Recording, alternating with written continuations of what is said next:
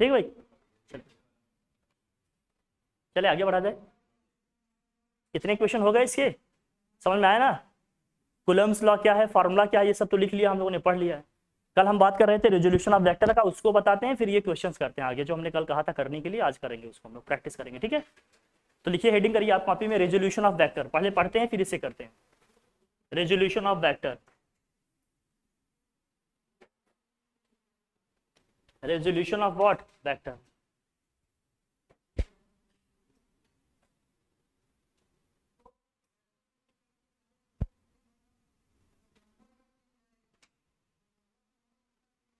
लिखिए resolution of vector.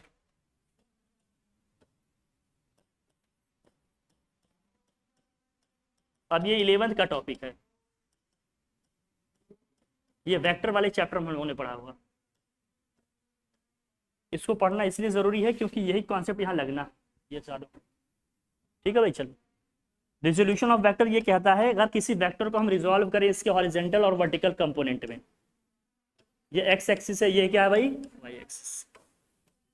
मान लीजिए कोई वेक्टर ए है, अब वेक्टर ए क्या है, एक्सीलरेशन ही ना समझना, कोई भी फिजिकल क्वांटिटी ए है, वेक्टर क्वांटिटी है। हॉरिजॉन्टल वाली लाइन एक्स एक्सिस के साथ इसका एंगल कितना बन रहा है भाई, थीटा। तो इसका जो वर्टिकल कंपोनेंट होगा जिसको आप क्या लिखते हैं, ए वाई, वो क्या होता है भाई बताओ, ए साइन थीटा। जो इसका हॉरिजॉन्टल कंपोनेंट होगा जिसको क्या लिखते हैं आप, ए एक्स, वो कितना होगा, ए कॉस थीटा। इसको रिजॉल्व करते हैं इस तरह से। जब इसको इसके कंपोनेंट में रिजॉल्व करेंगे तो इसका हॉरिजॉन्टल कंपोनेंट क्या होगा, ए कॉस थीटा। इसका जो वर्टिकल कंपोनेंट होगा वो क्या होगा, ए साइन थीटा। इसको ध्यान में रखना।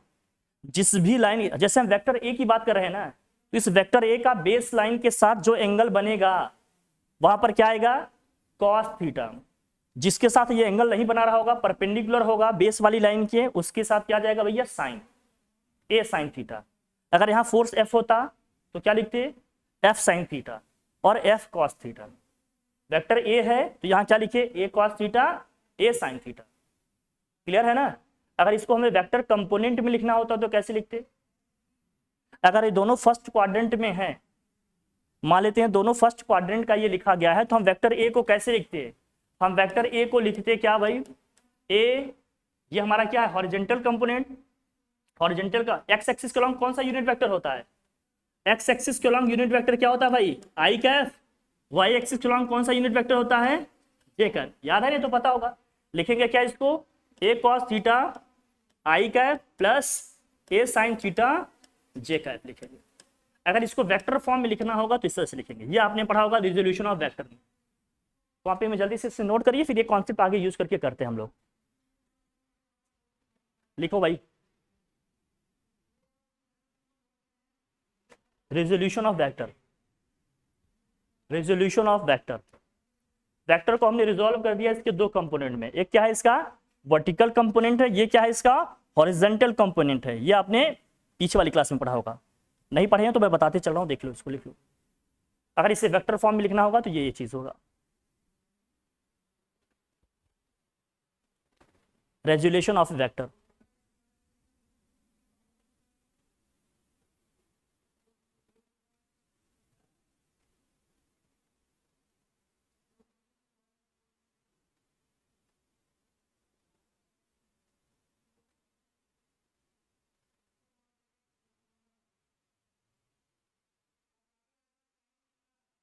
लिख लिए,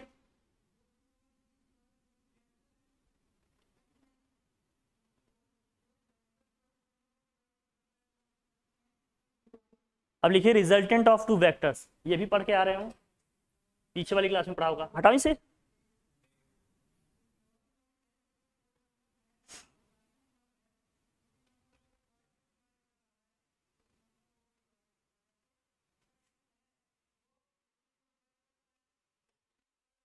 रिजल्टेंट ऑफ टू वेक्टर्स,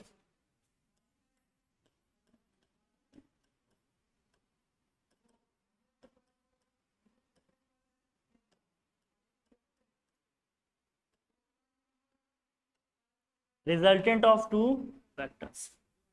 अगर हम दो वेक्टर को क्या करें, किसी भी पैरेललोग्राम के दो एडजेसेंट साइड से रिप्रेजेंट करें, मान लीजिए साइड क्या है हमारे, पी है, और क्या है ये क्यू है, यहाँ मान लेते हैं आर है, यहाँ ये है मान लेते हैं एस। रिजल्टेंट को आर दिखाना है तो इसको लिख लेते हैं आर डैश, आर डैश।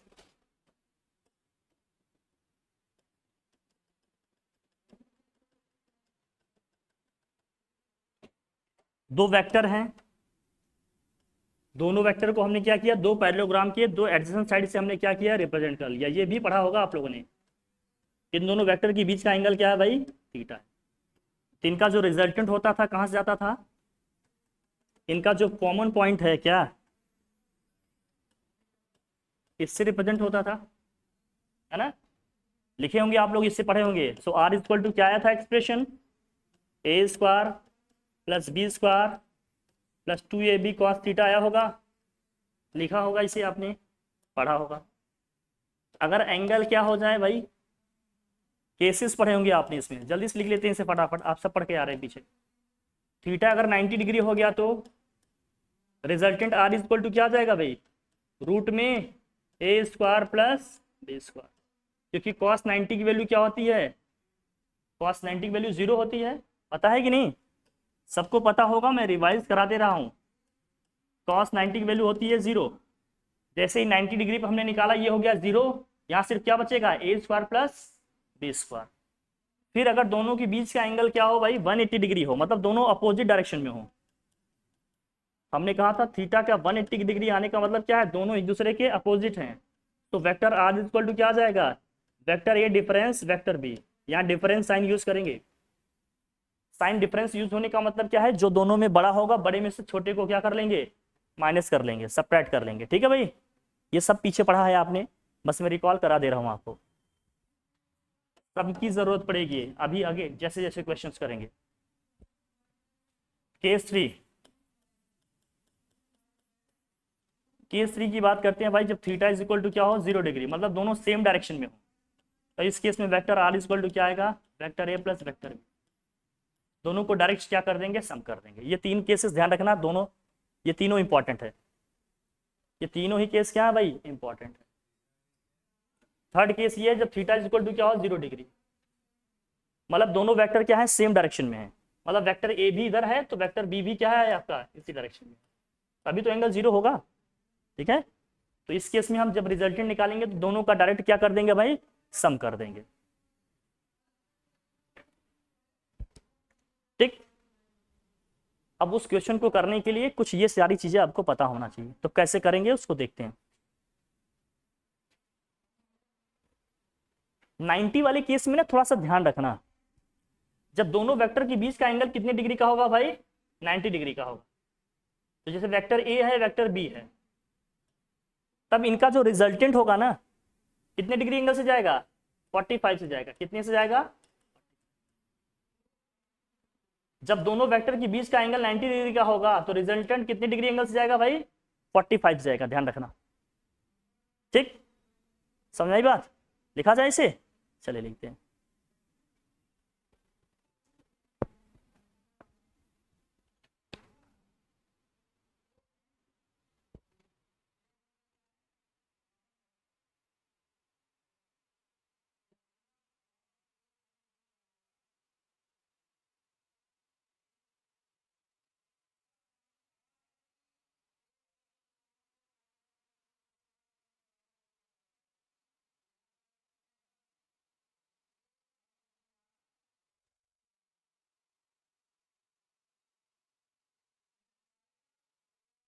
लिख लिए, चले आगे।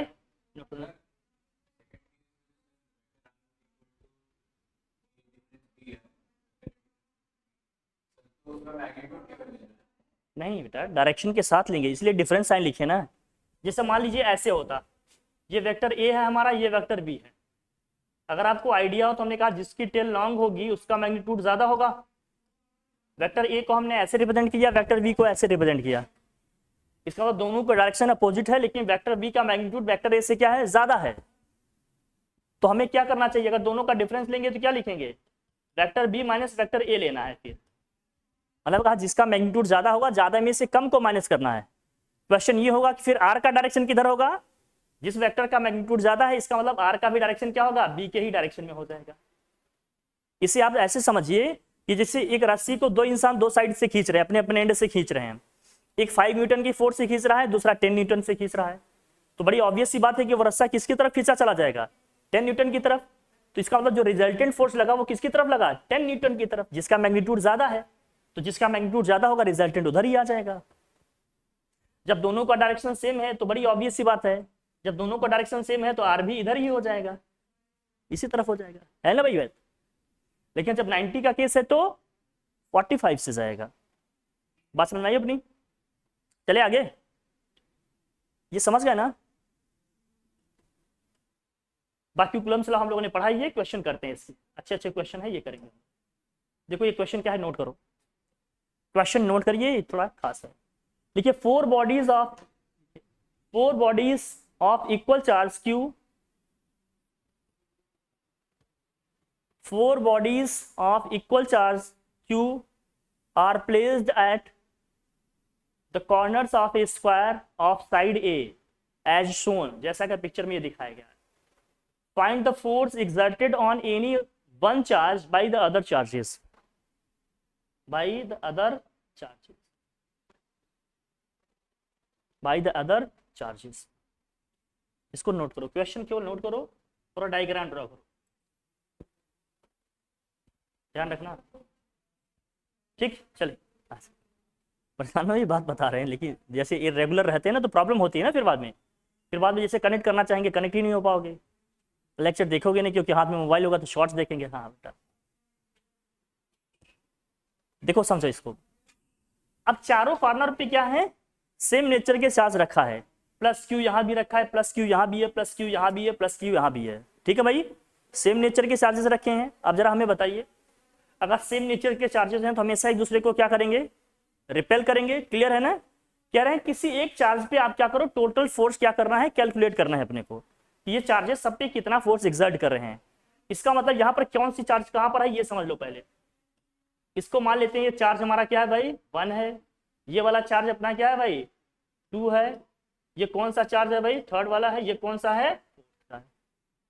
हम 4th पे सारा फोर्स कैलकुलेट करना चाह रहे हैं कि जो इस पे होगा वही सभी पे होगा, क्योंकि सब एक ही जैसे तो हैं, तो जो इस पे लगेगा वही इस पे भी लगेगा, वही इस पे भी लगेगा, वही इस पे भी लग रहा होगा। किसी एक पे कैलकुलेट करना है, हमने इसको टारगेट कर लिया, इसी पे निकाल लेते हैं भाई। चलिए देखो, इसके कारण जो इस पे फोर्स लगेगा किधर की तरफ होगा, रिपल्सिव फोर्स होगा तो बाहर की तरफ होगा कि अंदर की तरफ, बाहर की तरफ होगा। तो इसके कारण जो फोर्स लगेगा इस पे बाहर की तरफ होगा, और चूंकि 4th वाले चार्ज पे लग रहा है तो लिखने का तरीका हमने क्या बताया, इसको क्या लिखेंगे F41, मतलब force on 4th charge due to 3rd charge. F43 लिखने का क्या मतलब है कि चौथे वाले चार्ज पे 3rd के कारण, तीसरे के कारण जो फोर्स लग रहा है उसको लिख रहे हैं, और उसका डायरेक्शन क्या होगा बाहर की तरफ, क्योंकि कैसा फोर्स है, रिपल्सिव फोर्स है। और यहां से देखिए ये 1st वाला चार्ज है, 4th वाले चार्ज पे जो फोर्स लगाएगा इसका भी डायरेक्शन बाहर की तरफ होगा कि नहीं, ये भी रिपल्सिव फोर्स है, इसका भी डायरेक्शन क्या होगा भाई बाहर की तरफ। तो इसको हम क्या लिखेंगे F41, और ये वाला चार्ज भी इसको रिपेल करेगा। जब ये वाला चार्ज भी इसको रिपेल करेगा तो इसके कारण भी डायरेक्शन क्या होगा बाहर की तरफ, रिपल्सिव फोर्स लगेगा ना इसके कारण भी बाहर की तरफ। तो ये क्या लिखे हैं हमने F42। F42 का मतलब 4th वाले चार्ज पे, चौथे चार्ज पे 2nd चार्ज कितना फोर्स अप्लाई कर रहा है उसको हमने लिख लिया। अब इन फोर्सेस का मैग्नीट्यूड मुझे नहीं पता है, फोर्स का एक्सप्रेशन लिखने के लिए हमारे पास क्या होना चाहिए, 1/4πε0 Q1 Q2 upon R square. R का मतलब क्या था, दोनों चार्जेस के बीच का डिस्टेंस था। R का मतलब क्या है, दोनों चार्जेस के बीच का डिस्टेंस है। तो जब मैं इनकी बात करूंगा तो स्क्वायर की जो साइड है वही लूंगा भाई, A है। इन दोनों चार्जेस की बात करूंगा तब भी स्क्वायर की साइड क्या है, A है। स्क्वायर का डायगोनल क्या होता है, √2a होता है ना, स्क्वायर का डायगोनल क्या होता है भाई, √2a होता है। तो ये वाली जब हम चार्ज की बात करेंगे, 2nd चार्ज की जब हम बात करेंगे तो इसके लिए हम R क्या लेंगे, √2 × a लेंगे, क्योंकि डायगोनल की लेंथ क्या होती है भाई, √2 × साइड, साइड A है तो ये आ गया। अब इसमें मैंने कहा किसी एक चार्ज पे, तो फोर्स ड्यू टू चार्ज 1, मतलब हम बेसिकली किसकी बात कर रहे हैं, हम बात कर रहे हैं F41 की, F41 की तो बात कर रहे हैं। एक्सप्रेशन जो हमारा फोर्स का होता है वो क्या होता है भाई, F इक्वल टू, मैं यहां साइड में लिख रहा हूं 1/4πε0 Q1 Q2 अपॉन क्या होता है भाई, यही होता है कि नहीं। सब में चार्ज Q ही है, Q1 Q2 Q ही लिखेंगे। इस 1/4πε0 को मैं K लिख रहा हूं सिंप्लिसिटी के लिए, ताकि बार बार लंबा एक्सप्रेशन ना बने। k का मतलब क्या रहेगा 1/4 पाई एप्सिलॉन नॉट, एक सिंपल कांस्टेंट ले रहे हैं। तो F41 का मतलब क्या होगा, ये होगा k, Q1 Q2 सेम है कि नहीं, जब मैं 1 और 4 की बात कर रहा हूं Q1 Q2 दोनों Q ही है, जब Q इंटू Q करूंगा तो क्या होगा भाई, Q स्क्वायर होगा। और यहाँ रेडियस या जो भी डिस्टेंस क्या है, दोनों चार्जेस के बीच का डिस्टेंस क्या है, a है, तो k इंटू क्या हो जाएगा Q square upon a square. ये कैसे है समझ में आया, क्योंकि दोनों चार्ज क्या है Q ही है, फॉर्मूले में क्या होता है Q1 इंटू Q2, तो Q इंटू Q करेंगे तो क्या आएगा भाई Q स्क्वायर। दोनों चार्जेस के बीच का डिस्टेंस क्या है a है, तो r स्क्वायर नीचे होता है तो a का क्या हो जाएगा स्क्वायर हो जाएगा। k का मतलब क्या है 1/4 पाई एप्सिलॉन नॉट, अभी फाइनल एक्सप्रेशन में हम लोग लिख लेंगे, कोई प्रॉब्लम नहीं। इसी तरह से फोर्स ड्यू टू चार्ज 2 लिखना है, तो इसको क्या लिखेंगे 4F42, इसका क्या होगा k सेकेंड के करंट निकालना है, इस सेकेंड के करंट फोर्स में निकालना है, तो k इंटू के स्क्वायर तो होगा, k इंटू क्यू स्क्वायर होगा, लेकिन नीचे जब हमें r का स्क्वायर लिखना होगा तो r के प्लेस पे क्या रखेंगे √2a, √2a का स्क्वायर क्या होगा, √2 का स्क्वायर 2 हो जाएगा, a का स्क्वायर a, तो क्या आएगा यहाँ 2a स्क्वायर, यही आएगा कि नहीं बताओ, यही आएगा, √2 का स्क्वायर 2, a स्क्वायर हो जाएगा। फिर force due to charge 3, third वाला चार्ज ये है आपका, ये सेम वही आ जाएगा जो पहले आया है, क्या लिखेंगे इसको F43 इज इक्वल टू क्या होगा भाई k into Q square upon क्या होगा भाई a स्क्वायर। कोई प्रॉब्लम है क्या इसमें, क्या ये तीनों फोर्सेस हमने लिख लिए, तीनों को डायरेक्शन हमें पता है, कोई प्रॉब्लम, नोट कर लो बस, वो फिगर बनाकर ये आप नोट कर लो, दैट्स इट बस। आप बस ये लिखना फॉर चार्ज, या ऐसे लिखना फॉर व्हाट फोर्थ चार्ज, मतलब सारा कैलकुलेशन हम किसके लिए कर रहे हैं फोर्थ वाले के लिए कर रहे हैं, बाकी जो फोर्थ पे होगा वही तो सब पे निकलेगा ना, है कि नहीं, सब पे सेम होगा, लिख लो, लिखना फॉर फोर्थ चार्ज Q, और ये लिख लो विनोद, इसीलिए कह रहे रेगुलर रहो, ध्यान रखना। ये समझ में आया चार्जेस का डिस्ट्रीब्यूशन कैसे लिखा है ठीक, ये है डन, आया ये फिगर तो समझ में आया, ये पिक्चर कहाँ किसका क्या डायरेक्शन है ये तो आया ना। अब हमने कहा हम फोर्थ चार्ज को टारगेट कर रहे हैं, इसी पे सभी फोर्स को कैलकुलेट करना चाहते हैं, सारे फोर्स को यहीं पे कैलकुलेट करना चाह रहे हैं, तो चूंकि सब चार्ज सेम नेचर का है तो कैसा फोर्स लगेगा रिपल्सिव, तो चार्ज 1 के कारण जो फोर्थ पे लगेगा वो क्या होगा, उसका भी डायरेक्शन किधर होगा बाहर की तरफ, जिसको हम क्या लिखेंगे F41, और वो लिखा कैसे जाएगा भाई 1/4 pi epsilon not Q1 Q2 upon r square होता है। बेटा 4-1 का मतलब सिंबल है, इसमें क्यों इतना परेशान हो रहे हो, 4-1 का मतलब क्या है, इसके पहले वाली क्लास में मैंने यही समझाया था ना, इसके क्या लिखने का मतलब है, यही होता है, देखो बीच बीच में फंसोगे, जब मैं इसीलिए कहता हूँ डे 1 से कि हर चीज नोटिस करो, बीच बीच में आता रहेगा फंसा। इस 4-1 का मतलब क्या है, force on fourth charge due to charge first. F42 का मतलब क्या है, force on fourth charge due to charge second. F43 का मतलब क्या है, force on fourth charge due to charge third.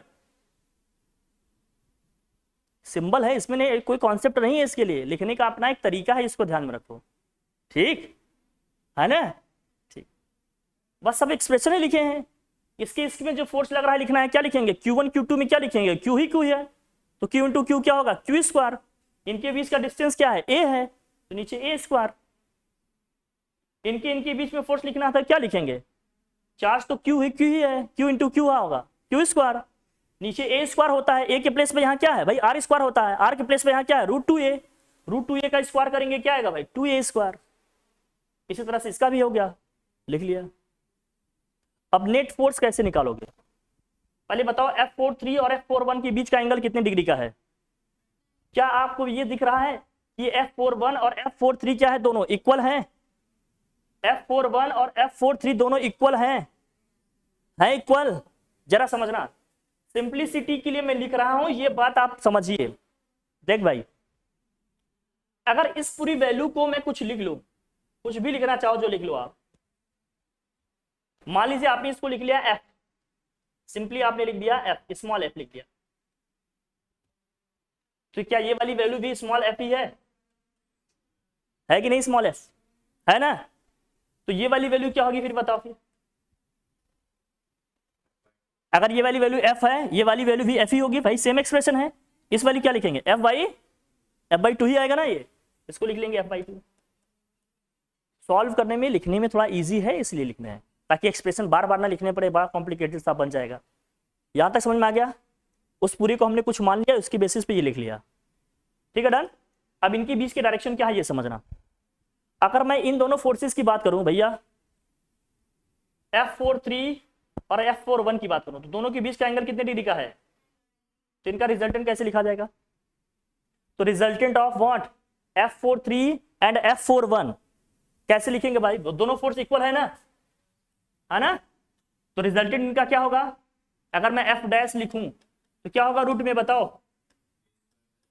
F41 का स्क्वायर क्या होगा प्लस F43 का स्क्वायर, यही होगा ना, 43 होगा 42 होगा 3 स्क्वायर, है ना भाई।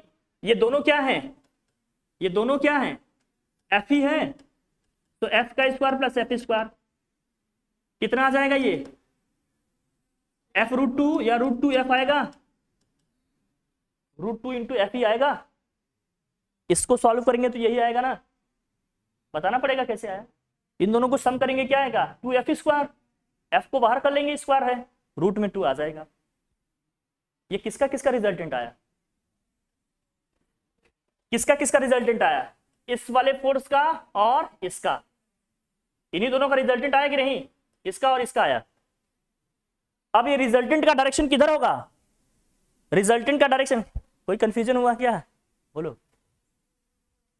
अच्छा √2 क्या केस है, देखो देखो, इन दोनों को सम करोगे क्या आएगा,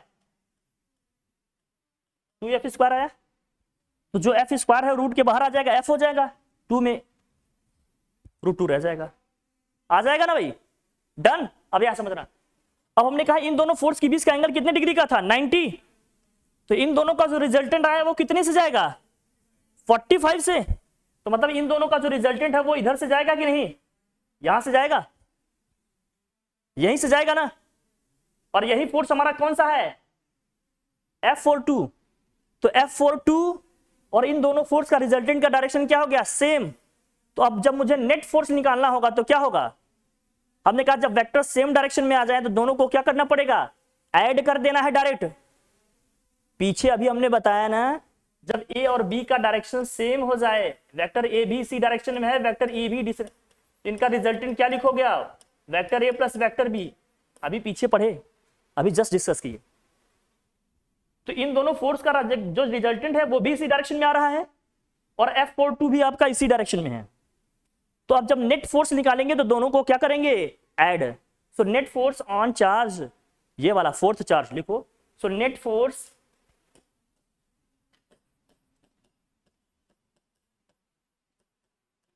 ऑन फोर्थ चार्ज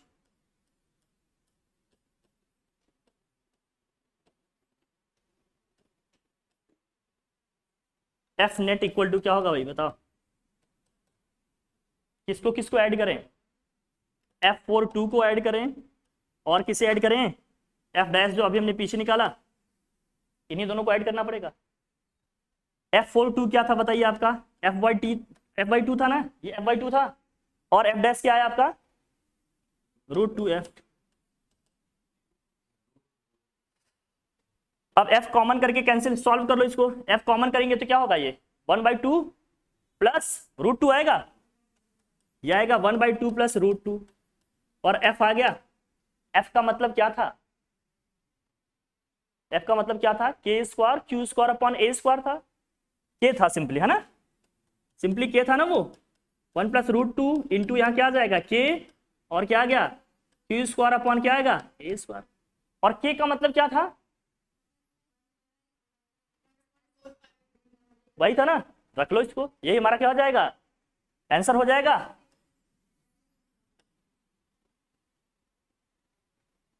क्वेश्चंस ये आएंगे, फिर से बताना पड़ेगा, फिर से नोट करिए इसे, अभी पीछे का नहीं लिखा था क्या, वाह बेटा वाह, अच्छा अच्छा अच्छा, हौले हौले टाइप का, हाँ नोट कर बेटा। क्वेश्चन क्वेश्चन ऊपर, 4 बॉडीज ऑफ इक्वल चार्जेस, वही सेम है, सेंटर पे एक फोर्स रखा है, ठीक है।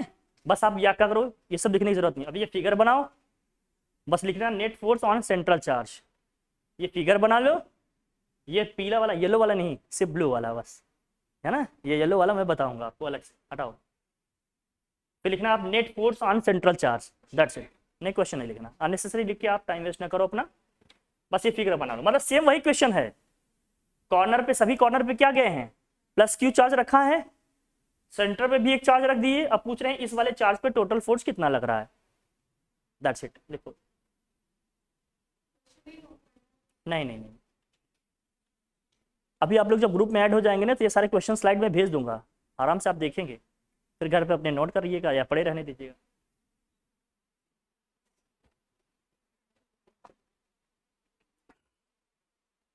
हाँ बेटा,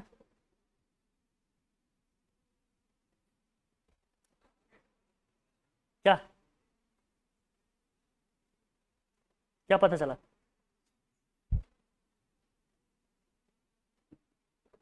अभी इन लोगों की क्लास स्टार्ट करने प्रॉपर तो फिर तुम लोग से मिलते हैं, तुम सबसे मिलते हैं।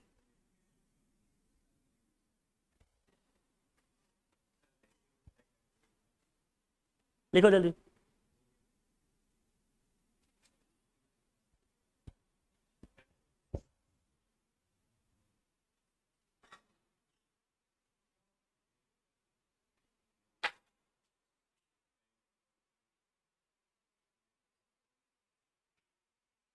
डायग्राम समझा दूं मैं बेटा, डायग्राम समझा दें,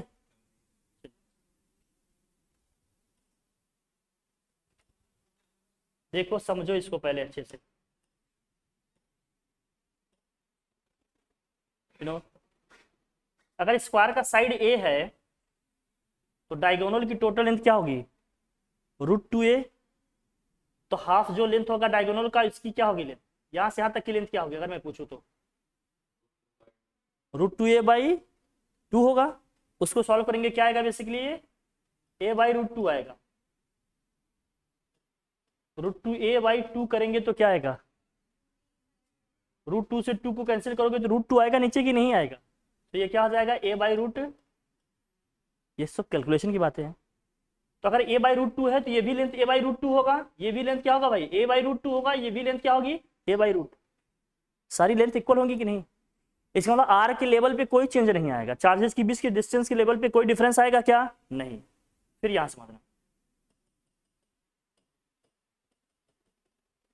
आर के लेवल पे कोई चेंज नहीं आएगा, तो चेंजेस कहां से आएंगे ये समझना, ये हमारा चार्ज क्या है 1 है, ये क्या है 2 है, ये 3 है, ये क्या है भाई 4 है, ये 5th चार्ज है, इसी चार्ज पे हम क्या कर रहे हैं, इन चार्जेस से जो फोर्स लग रहा है इसकी बात कर रहे हैं, सभी सेम नेचर के चार्ज हैं, तो कैसा फोर्स लगेगा इस पे, रिपल्सिव, इस चार्ज 1 के कारण इस 5 पे जो चार्ज लगेगा बाहर की तरफ रहेगा, तो इसको हमने क्या लिखा भाई F5(1), मतलब 5th वाले चार्ज पे फर्स्ट चार्ज से जो फोर्स लग रहा है वो डायरेक्शन इसका क्या है भाई बाहर की तरफ, ऐसे होगा ना इस साइड, तो इसको हमने लिखा F, सिंपलिसिटी के लिए क्या लिखा भाई F, इस 4th वाले चार्ज से 5th पे जो लग रहा है फोर्स, इसका डायरेक्शन क्या होगा बाहर की तरफ, ये भी रिपल्सिव फोर्स है, ये क्या होगा F5(4), इसको भी हमने क्या लिख लिया F, सबका F क्यों लिख रहे हैं, क्योंकि सभी चार्जेस के बीच के डिस्टेंस भी क्या है a/√2 सेम है, और चार्जेस भी क्या भाई सेम ही तो हैं, इसलिए सभी मैग्नीट्यूड क्या आएंगे सेम आएंगे, सेम आएंगे ना, ठीक है। फिर इसके कारण देखो, इसके कारण लिख लिया, इसके साथ इसके कारण लिखेंगे इस पे तो क्या होगा रिपल्सिव फोर्स बाहर की तरफ, इसको क्या लिखेंगे हम F31, इसको भी हमने क्या लिख लिया भाई F, क्योंकि इसका भी मैग्नीट्यूड सेम आएगा, डायरेक्शन अपोजिट। फिर इसके कारण इस पे देखेंगे तो भाई रिपल्सिव फोर्स होगा बाहर की तरफ होगा, यहाँ इसका भी डायरेक्शन क्या होगा भाई बाहर की तरफ F21, इसको भी क्या लिख लिया अपने F, तो इसका मतलब इस चार्ज पार्टिकल पे कितने फोर्सेस लग रहे हैं, 4 फोर्सेस लग रहे हैं, एक का डायरेक्शन इधर है, इसका दूसरे का जस्ट अपोजिट नीचे की तरफ, एक का डायरेक्शन ऊपर की तरफ है, दूसरे का इसका जस्ट अपोजिट नीचे की तरफ।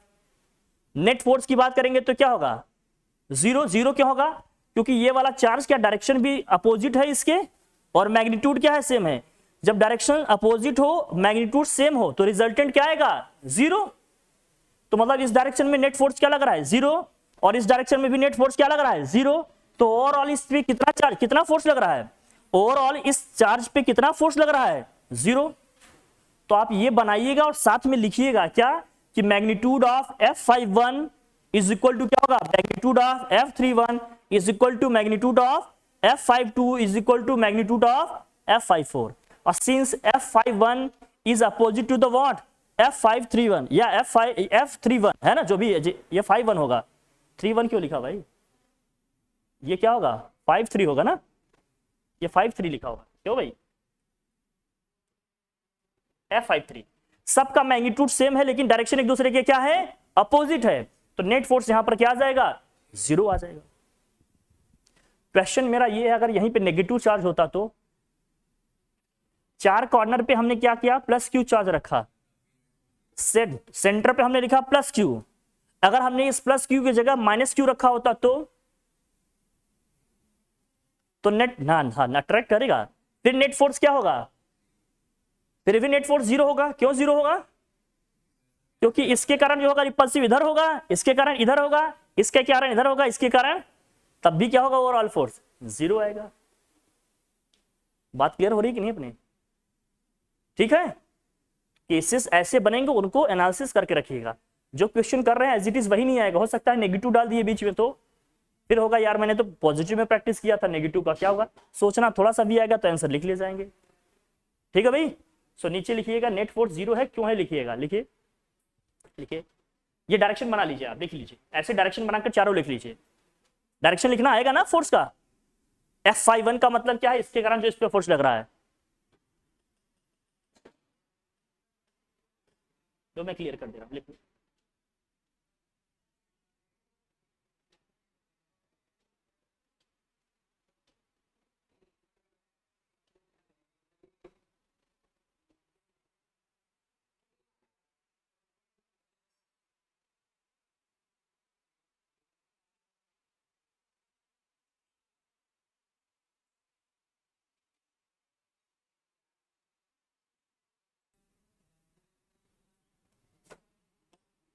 देखिए since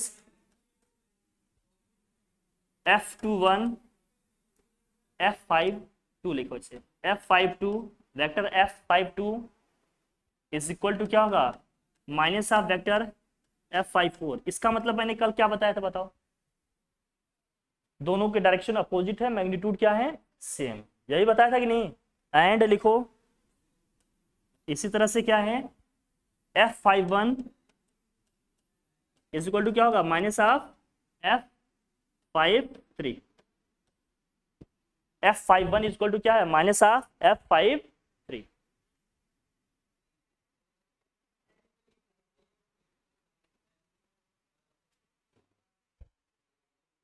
So net force on central charge. So net force on central charge. So net force on central charge is equal to क्या हो जाएगा भाई, क्लियर है बात। इस बात को भी ध्यान में रखना क्या कि अगर यहाँ सेंट्रल चार्ज क्या होता, नेगेटिव होता, तब भी नेट फोर्स क्या था, 0 आता, तब भी नेट फोर्स क्या था, 0 आता।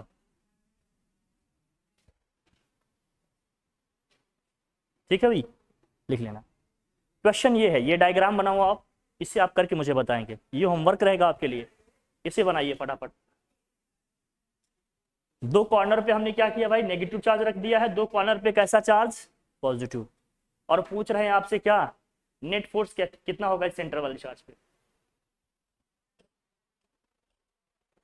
दो पे नेगेटिव, दो पे क्या है भाई, पॉजिटिव। डायग्राम बनाओ, net force on fifth charge, numbering कर लो कुछ 1 2 3 ऐसे कुछ, इसको कर लो 1, ये है 2, ये है 3, ये है 4, ये क्या है fifth charge. F net on fifth charge, fifth charge पे नेट फोर्स क्या होगा ये आपको कैलकुलेट करना है, डायरेक्शन के साथ करना है सबको। फिफ्थ वाले चार्ज पे क्या होगा नेट फोर्स ये आपको बताना है। क्वेश्चन पूरा नहीं नोट करना है, फॉर्मेट आप समझ गए, बस डायग्राम बनाओ, बस दैट्स इट। स्मार्ट तरीके से क्वेश्चन लिखिए और प्रैक्टिस करिए।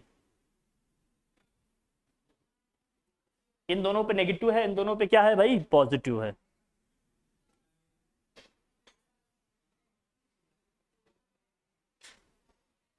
ठीक, अब डायरेक्शन वेक्टर सबका आइडिया है, आप लोग ट्राई जरूर करिएगा इसको। हाँ, हालांकि यहाँ कुछ हिंट किया गया है, अगर आप चाहो तो कर सकते हो।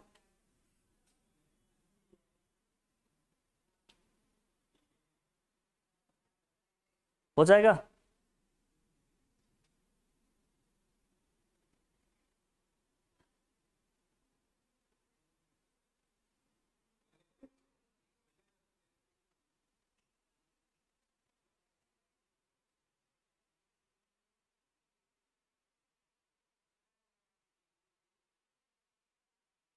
ठीक है भैया, नोट हो गया।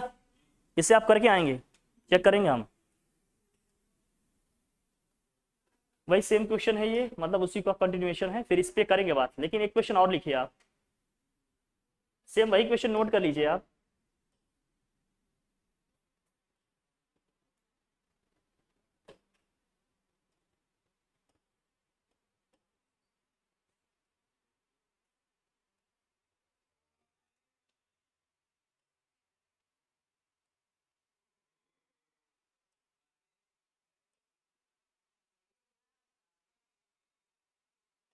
साइड ए है इसकी,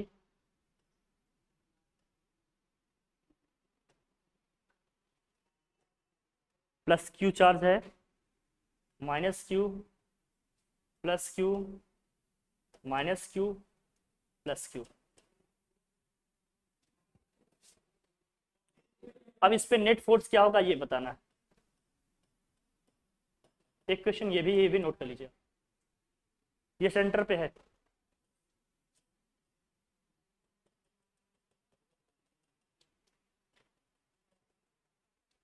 ये दोनों क्वेश्चन आप लोग करके आएंगे, दोनों तीनों क्वेश्चन जो भी बोल रहे हैं, ठीक है।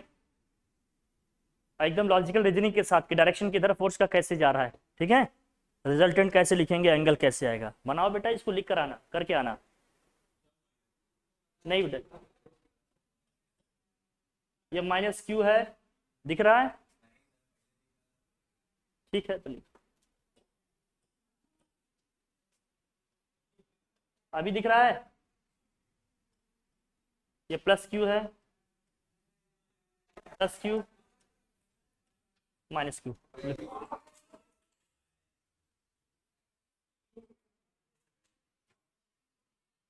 डन। नेट फोर्स क्या होगा इस फिफ्थ वाले चार्ज पे, ये बताना है आपको। वाह बेटा वाह।